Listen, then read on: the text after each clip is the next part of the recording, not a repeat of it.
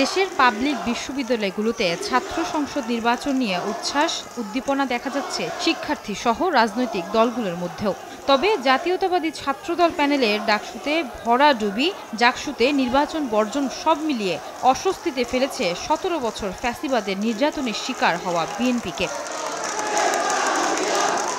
দলটির শীর্ষ নেতারা মনে করেন, প্রশ্নবিদ্ধ হয় এমন ছাত্র সংসদ নির্বাচন আয়োজন থেকে বিরত থাকতে হবে সংশ্লিষ্টদের।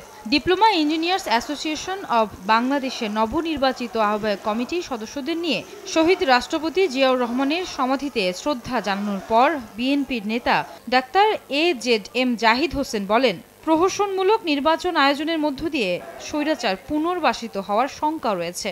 এমন কোনো নির্বাচন আয়োজন না করা যে নির্বাচন নিয়ে মানুষের মধ্যে প্রশ্ন আসবে, মানুষ দ্বিধাগ্রস্ত হবে, মানুষ নির্বাচন থেকে প্রতিদ্বন্দ্বী দলসমূহ সরে যাবে।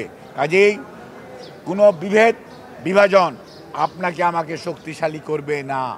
মনে রাখতে হবে, ঐক্যবদ্ধভাবে তাহলেই স্বৈরাচার পালিয়েছে, স্বৈরাচার ফেরত আসার পথ সুগম হবে না।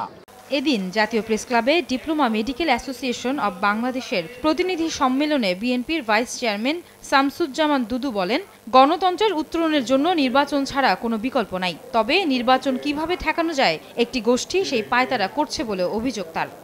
এই অশুভ শক্তি একজন অপ্রকাশে আছে, একজন প্রকাশ্যে আছে।